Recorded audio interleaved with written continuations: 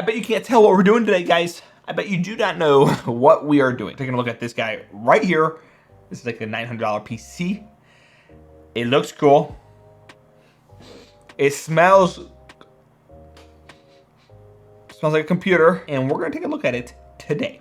As always, links to everything we talk about today are going to be in the description box below, and feel free to drop any of your questions that you might have in the comment section or in our community Discord, and we'll do our best to answer them. With that said, let's stop wasting your precious time and let's take a closer look at what parts we used, its performance, as well as some build notes I had with this particular system. So for this system, we went with the Intel i5-10400F paired with the B560 Pro 4 from ASRock. It's currently my favorite combo for a budget gaming system, and the CPU comes in at just around $150, and that's a 6-core 12-thread processor, which will be great for gaming and also pretty decent in productivity work too. Now the two chips, the Ryzen 5 3600 and the i5-10400F, will match up pretty evenly in gaming, but if you plan on doing heavy productivity work, the Ryzen 5 3600 is going to be the better chip. Now, since the cooler that is included with the i5-10400F is absolutely trash, I threw in the Vitro V5 to cool the CPU. While it is a little bit noisy in my opinion when it comes to the stock fan curve, I did find it to be nearly as efficient in cooling if you decide to slow it down a little bit. Not to mention the performance of the actual cooler is absolutely bonkers if you're looking at pure value. As of right now on Amazon, you can pick up this unit for $25 after the coupon, and this is a price I have commonly seen over the past few months. If you want a more in-depth review of this unit, I did a review on that a few weeks back. There is going to be a link up in the cards right here, so go ahead and check that out if you want to. Now for the motherboard, you can't just buy any compatible motherboard. I mean, technically you could go ahead and buy a B460 board if you wanted to, but it's really important for this system that you buy a board that can utilize XMP, DOCP, or you can just manually overclock your memory. Now I have some benchmarks for you guys later in this video to display why, but the gist is that you get a lot more performance if you can push your memory to 3200 megahertz versus making it be stuck at 2133 megahertz or 2666 megahertz. So for this build, I picked up an ASRock B560 Pro 4 for just $110 off of Newegg. Newegg is basically the only place I could find that has the B560 boards as of right now, and they have a ton of different models, so you can, you have a lot of different things you can choose from. Basically, any budget B560 board should do just fine for this kind of build. For memory, I slapped a 16 gigabyte kit of 3200 megahertz Corsair Vengeance RGB Pro memory. I got this kit several months back for around $90-ish, and right now it's going for about $110 if you're buying it brand new. The good thing is you don't actually need this particular kit. You can get whatever kit that you like most and whatever kit that fits your budget. Now let's talk about storage. For storage, I used a standard 500 gigabyte Samsung 850 EVO SSD, not an M.2, a standard 2.5 inch SSD. Nothing is inherently wrong with using a 2.5 inch SSD, but for the price, I honestly would recommend that you guys grab a 500 gigabyte M.2 SSD rather than the 2.5 inch one.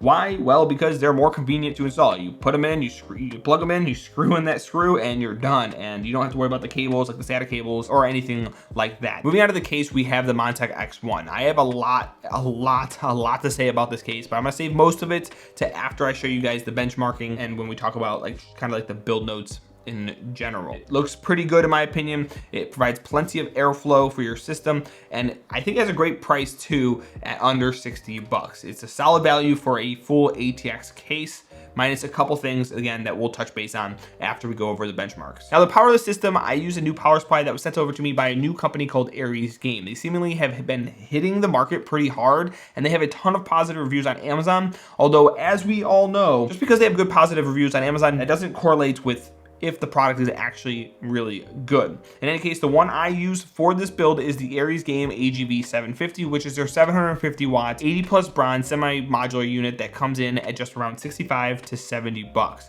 Now, there are a few things I want to talk about before you go out and just blindly buy this unit. First off, you don't need 750. I only use 750 because that's what was sent over, and that's what I had lying around to use. You need a 500 watt-ish for this kind of system. If you want to get a 750 or an 850 to expand or to upgrade later down the road, that's fine, but for this kind of system, 500 watts is going to be more than enough. Secondly, I can't really recommend this unit at this point in time. I haven't had any issues with it thus far, and the unit feels like it's a pretty decent quality unit on the outside, but I can't find any information on the OEM, and it doesn't use high quality Japanese capacitors that we typically like to see in these power supplies. I totally get that this could still be a gem. It could be, but until I can find someone who has the experience and can test and evaluate more thoroughly, I personally don't feel comfortable recommending it to you guys. So instead, I would recommend you guys grabbing a 500 to 550 watt EVGA B5 or BQ power supply. They both have killer values and they both are great units. I've used them, they're awesome. Now the B5 lately has been on sale for $60 on Amazon. If it's shipped and sold by Amazon, it has been restocked several times and put back at that price. So when Amazon has it in stock right now, it's selling for like 60 bucks. If you can find that, that's a killer value, because that's the fully modular version. It's a great unit. I love using it. I've used it several times. It's quiet. Again, awesome units from EVGA. If for some reason you can't find the BQ or the B5 in stock anywhere for a decent price, go ahead and check out the PSU tier list like I always recommend, and find a tier C or higher unit. Keep in mind, like, the higher ranked unit that you get, so if you get an A ranked unit, that's going to be able to handle better parts. So think, further. If you ever think about upgrading your system down the line, if you don't have to upgrade your power supply too, even if it's in 5 years, that's a great perk. And now to round out the parts, we have our graphics card. And this is the MSI GTX 1660 Super Gaming X. These 1660 Supers are going to be around 300, 310 as of making this video. And they are still pretty hot commodity as of right now in late March of 2021. That said, buy whatever version you can find. If you see the Asus version, grab it. If you see this MSI version, grab it. If you need to get a placeholder GPU while you're waiting for stock or you're waiting for prices to come down, I have done a lot of searches. The GTX 970, although it's old, does have 3.5 gigabytes of VRAM. It's a pretty solid placeholder, and it comes in at about $100 to $150 used on hardware swap. I've seen it basically be posted several times over the last couple of weeks, and it's selling for that price pretty commonly. Almost daily, somebody else is posting it on there. So yes, it's an older card, but it'd be a solid placeholder for you guys while you're waiting to be able to get a 1660 Super. Otherwise, I would recommend going to nowinstock.net and hanging out there a little bit. Hopefully you'll be able to find a relatively affordable card sooner rather than later. And so now let's take a closer look at how it all came together, and then afterwards we'll dive into those nice juicy benchmarks.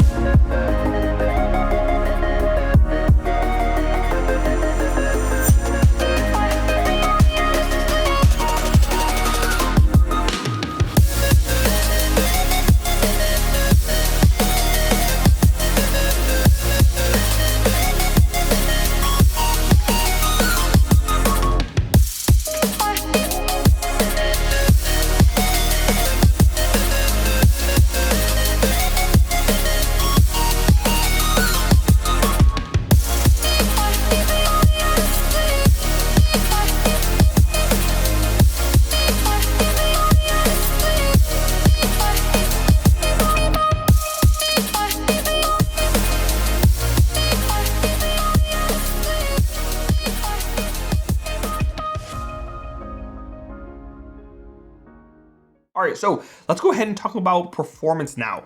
I tested 6 pretty popular games at 1080p and 1440p while they were set to basically their max settings. The system is certainly not made for like 1440p, but you know what? Who cares? I tested it anyways, just so you guys know. And if you guys decide you want to play 1440p, you know what you're going to kind of get out of this system. So starting with Assassin's Creed Valhalla at 1080p ultra high settings, this build was able to push an average FPS of 51 frames.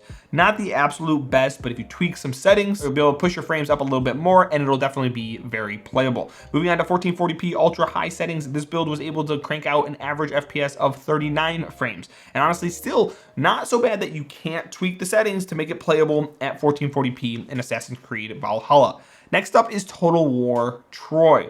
At 1080p ultra settings, we see an average FPS of 56 frames. The Total War games are known for being pretty rough on your system and pretty intensive for your system to process overall. And so the fact that you can run it at medium to high settings and push above 60 FPS is actually a pretty incredible thought. At 1440p, we see a pretty hefty drop though, with an average FPS of 37 frames. Yes, you will definitely have to push your settings down to low to medium, but you can still play this game at 1440p and have a smooth experience if you're willing to push down those settings. Now let's take a look at Sniper Elite 4. This is a really well optimized DX12 title that I include because it really does a good job utilizing multiple cores and pushing your GPU to the limit. At 1080p ultra settings, we saw an average FPS of 114 frames. This is definitely impressive, and even when switching over to 1440p, we get an equally impressive average FPS of 78 frames. Very playable and high enough for a nice smooth experience in the relatively fast-paced shooter. Next up, we have Hitman 2. This is another great DX12 title at 1080p ultra high settings. This build pulled an average FPS of 84 frames. For a game like this, you'll definitely have a smooth experience at 1080p, and that notion continues into 1440p as well. At 1440p ultra high settings, we get an average FPS of 56 frames, not exactly an average of 60 FPS, but you can easily drop your settings a little bit and push over that 60 FPS mark. Moving on to one of the most popular titles around, Fortnite. At 1080p epic settings with shadows turned off, we got an average FPS of 163 frames. Absolutely awesome performance in this esports title, especially since we aren't using competitive settings. At 1440p epic settings with shadows turned off, we got an average FPS of 99 frames. Again, great performance for those of you who would want to run this at 1440p. Next up is going to be Overwatch. Seeing as Overwatch 2 was just announced at BlizzCon, I feel like this is a pretty relevant benchmark as of right now. At epic settings, the build had an average FPS of 151 frames. At 1440p epic settings, the story stays positive with an average FPS of 103 frames. Now let's move on to streaming performance, because I know some of you guys are going to be interested in that. I played Fortnite at 1440p with the epic preset and shadows off. I had the encoder downscaled to 1080p and stream it to YouTube at a bitrate of 6,000 kilobytes per second. And this was while using the NVENC encoder built into the GTX 1660 Super. So while doing this, we had an average FPS of 84 frames, experienced a 1% low of 66 frames, and had absolutely no dropped frames. What's even more impressive is that I was also capturing my stats through CapFrameX, and I was also monitoring my temperatures and recording through HW info. This system will definitely be a great system to have if you want to stream 1080p 60 FPS. Now, before we get into productivity benchmarks as well as thermals and noise, I want to discuss memory speeds and why it's so important that we're getting a B560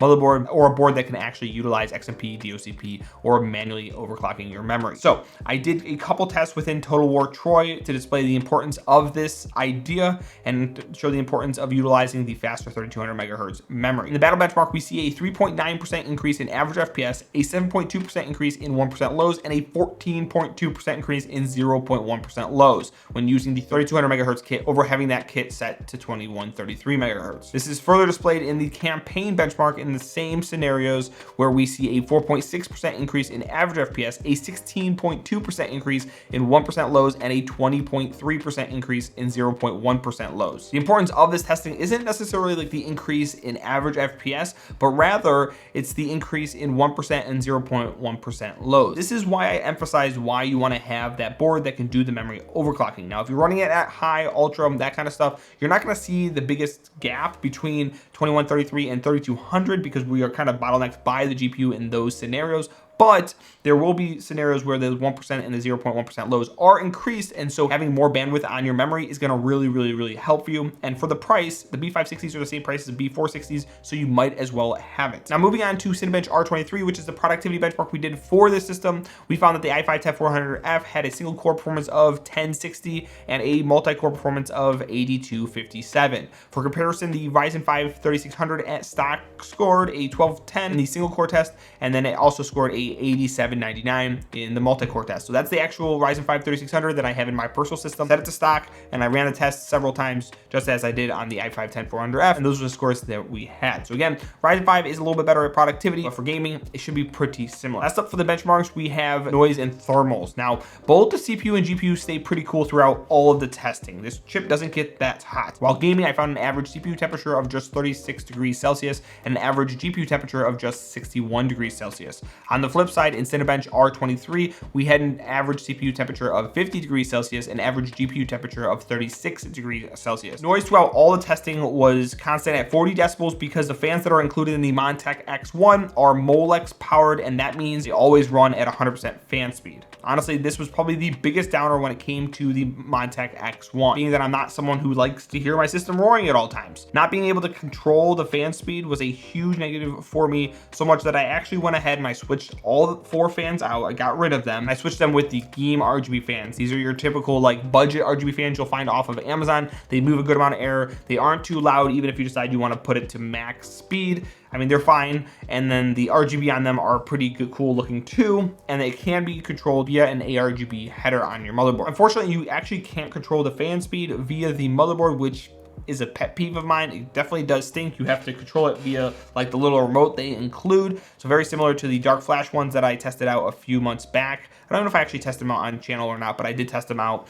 But they do work pretty fine. And for a system like this, you can just set them to the lowest setting, and you know, they do a really good job just making sure air is flowing through it and everything's staying nice and cool. And overall, honestly, the stock fans aren't all that bad. Like they're definitely tolerable, especially if you're gonna be gaming with a headphone on. If you have headphones on, you probably won't even notice them. It probably won't be that big a deal. But if you don't, they are kind of loud. Now, I do have a few additional notes on this build that I want to go over. Just a couple things that I found when I was going and building in this case that I think that would be really beneficial to you guys if you decide to pick up this case, you know, try to put up a system that's very similar to this one. So the first is that there's not going to be a lot of room behind the motherboard tray, and there's not a lot of room for cable management in general. There's a lot of zip tie anchors and stuff, so that's fine, but there's not a lot of room for cable management. So you definitely want to take the cables and feed them towards the front of the case. There's like a little pouch on this side right here that you can kind of just tuck all your cables in there. You're going to want to route them as much as you can to that spot, because anything behind the motherboard tray is going to be really, really hard to close this back panel when,